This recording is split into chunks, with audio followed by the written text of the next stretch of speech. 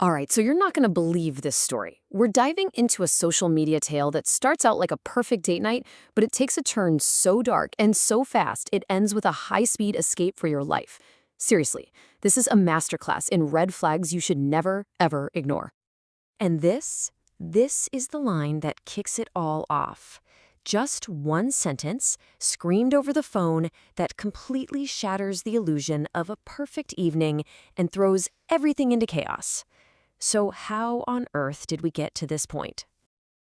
Okay, let's set the scene.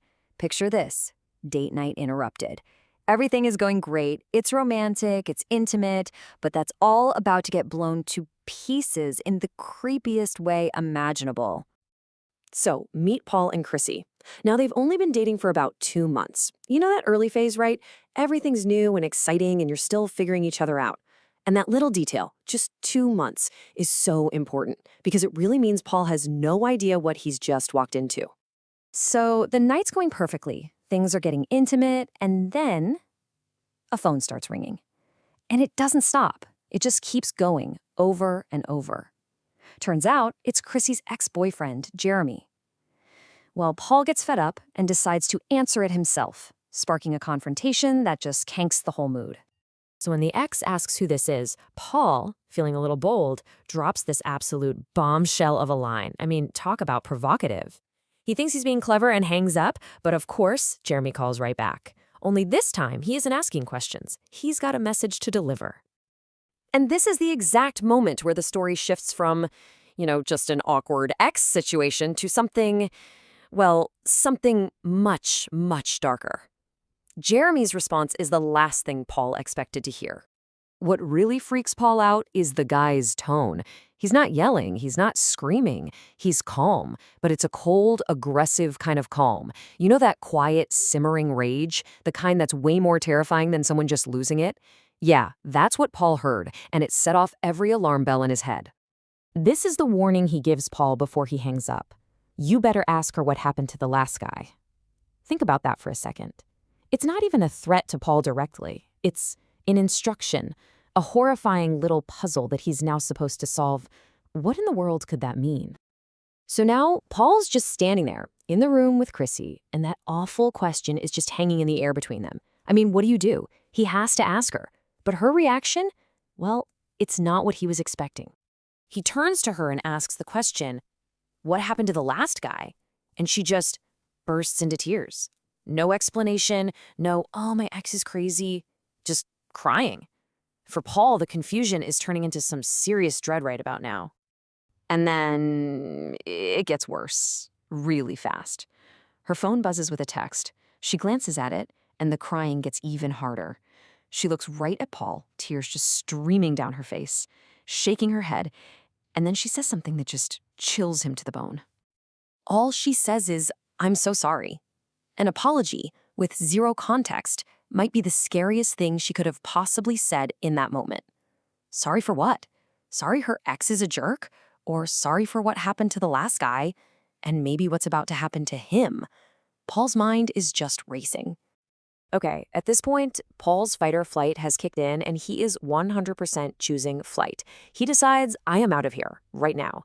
And it's as he's making his panicked escape that he spots the final piece of this terrifying puzzle. He is completely losing it. The story says he's so paranoid that he's bumping into walls and dropping his stuff as he's trying to get it all together. He's not even bothering to pick up what he drops. The only thing on his mind is escape. So he's stuffing his things into his bag, making a beeline for the front door, and then his eyes catch something. Something just sitting out on the coffee table in the living room. And that's when it all makes sense. He sees an obituary, a printed out notice of someone's death, just sitting there, like it's normal reading material. And seeing that triggers a memory, a little detail he'd almost forgotten. And this is the moment. Everything clicks. He remembers Chrissy mentioning way back when they first met that the last guy she was talking to had died recently. At the time, you'd think nothing of it, right? Tragic, but whatever. But now, after the ex's warning, the crying, the apology, and now seeing this obituary, it's absolutely horrifying. So now we get to the aftermath. Lessons from a close call. With the obituary basically confirming his deepest fears, Paul's escape plan kicks into absolute overdrive. It goes from panic to pure, uncut terror. His escape plan is beautifully simple. 1. Grab what you can. 2. If you drop something, leave it. It's not worth it. 3. Run as fast as you can to your car. And 4. Drive like your life actually depends on it. All while Chrissy is apparently still crying and apologizing in the background. And he doesn't just drive away. He floors it. Peels out of there so hard that he says he almost gave himself whiplash. It's a funny detail in a really scary story, but it just perfectly captures his level of panic. As he's speeding away, he glances in his rearview mirror and thinks he sees a car pulling up to the house. Was it the ex, Jeremy, showing up? Or was his mind just playing tricks on him in his terrified state? The story leaves that little detail hanging, which honestly just makes it even creepier. And that, my friends, was the end of their 2-month relationship. Paul got out of there, blocked her number, cut off all contact, and has never, ever spoken to or seen Chrissy again. I think we can all agree that was probably the best decision of his life. So the whole insane story ends with Paul, now very single, asking the internet a question that's suddenly very real for him.